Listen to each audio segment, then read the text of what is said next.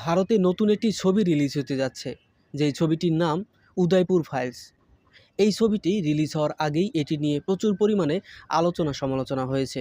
এমনকি ভারতের একটি মুসলিম সংগঠন জামায়াত উলামায়ে হিন্দ তারা দিল্লিসহ ভারতের আরও কয়েকটি কোর্টে আবেদন করেছেন যাতে এই ছবিটি রিলিজ না হয়। কী এমন রয়েছে এই ছবিটির মধ্যে যার কারণে মুসলিমরা এই ছবিটির বিপক্ষে দাঁড়িয়েছে? কেন এই ছবিটি যেন রিলিজ না হতে পারে সেজন্য তারা কোর্ট পর্যন্ত চলে গিয়েছে। আসুন এই বিষয় নিয়ে এই ভিডিওতে বিস্তারিত আলোচনা করতে যাচ্ছি। দয়া করে পুরো ভিডিওটি দেখার অনুরোধ রইল। তার আগে রিকোয়েস্ট করব, যারা এই চ্যানেলটিতে নতুন রয়েছেন, এখনও এই চ্যানেলটি সাবস্ক্রাইব করেনি, দয়া করে এই চ্যানেলটি সাবস্ক্রাইব করে রাখুন পরবর্তী ভিডিওগুলো সবার আগে পৌঁছানোর জন্য। তো চলুন মূল ঘটনায় চলে যাই।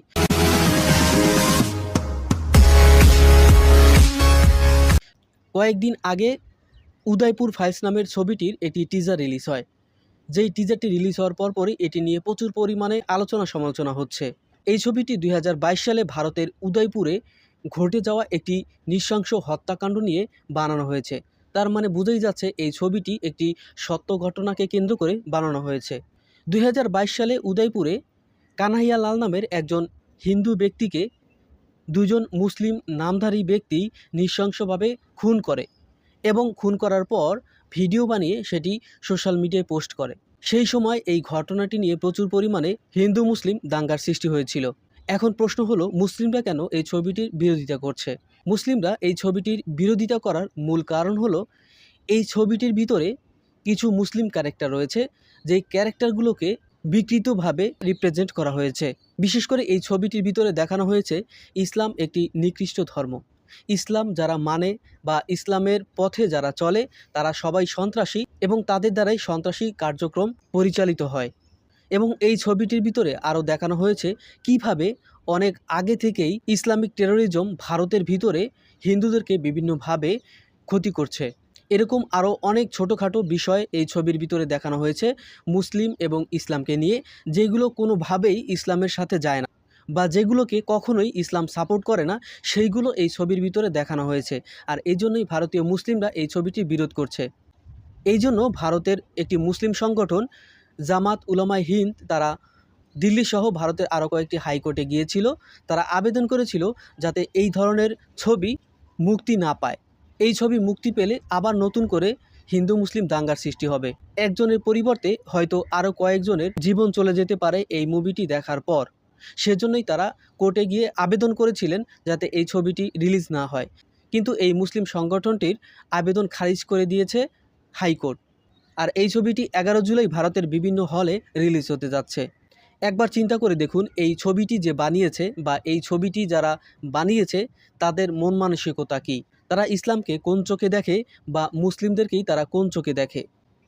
তারা কিন্তু নিজেরাও জানে যে আমরা যেইভাবে এই ছবির মধ্যে ইসলাম এবং মুসলিমদেরকে রিপ্রেজেন্ট করেছি, আসলে সেটি প্রকৃতপক্ষে ইসলাম নয়। কিন্তু তারপরেও তারা সেইভাবে এই ছবির মধ্যে রিপ্রেজেন্ট করেছে। তার মানে বোঝাই যাচ্ছে তারা নতুন করে আরও একটি প্রোপাগান্ডা সৃষ্টি করতে চাচ্ছে। যে ব্যক্তি মারা গিয়েছেন তার জন্য আমরা দুঃখিত, এবং ওই ব্যক্তিকে যারা মেরেছে সে মুসলিম হোক বা যে কোনো ধর্মেরই হোক না কেন, তাদের দৃষ্টান্তমূলক শাস্তি আমরা দাবি করছি।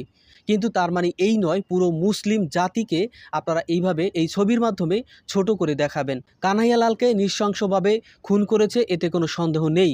কিন্তু ভারতে প্রতিনিয়ত লাভ জিহাদ, গরু চুরি, গরুর মাংস খাওয়া, গরু জবাই দেওয়া, এই সমস্ত কারণে কত মুসলিম যুবককে হত্যা করা হয়েছে তার কোনো হিসাব নেই। চোরের অভিযোগে গাছের সাথে বেঁধে একজন মুসলিম যুবককে পিটিয়ে পিটিয়ে হাজারো মানুষের সামনে ধীরে ধীরে হত্যা করা হয়।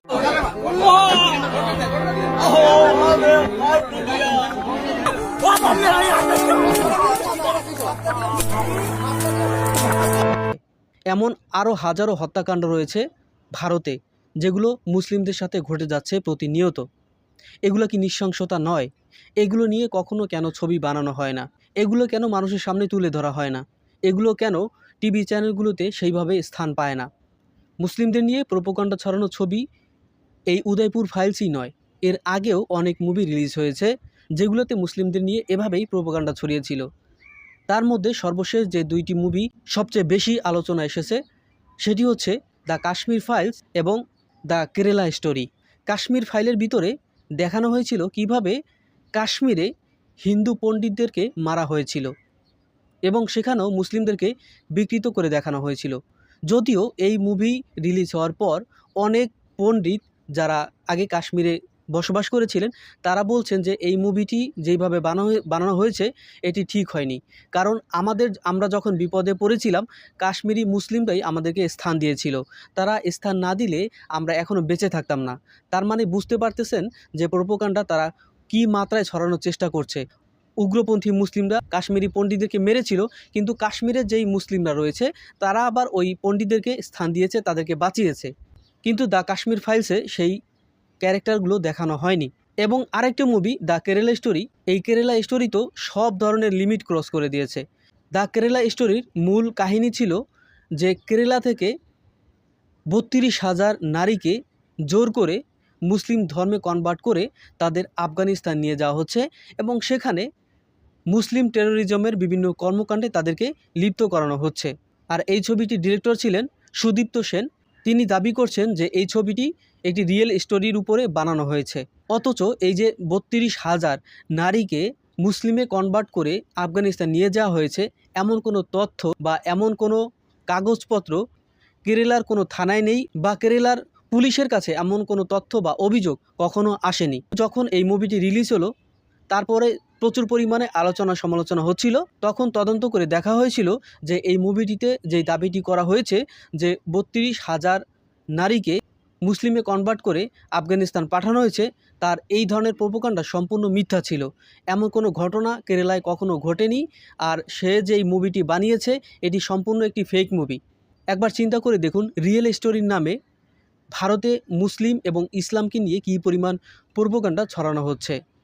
যেই ইসলাম এবং মুসলিমকে তোমরা দাবিয়ে রাখার চেষ্টা করছো সেই ইসলাম এবং মুসলিমকে কখনোই দাবিয়ে রাখা যাবে না। কারণ পৃথিবীর সবচেয়ে ফাস্টেস্ট গ্রোয়িং ধর্ম হচ্ছে ইসলাম। যারাই ইসলাম ধর্মকে নিয়ে বেশি বাড়াবাড়ি করেছে তারাই পরবর্তীতে ইসলাম ধর্মে চলে এসেছে। এজন্য যদি ইসলামের উপরে এতই ঘৃণা থাকে তাহলে ইসলামকে ভালো করে জানুন, ইসলামকে পড়ুন এবং ইসলাম আসলে কি সেটি ভালোভাবে জানার এবং বোঝার চেষ্টা করুন।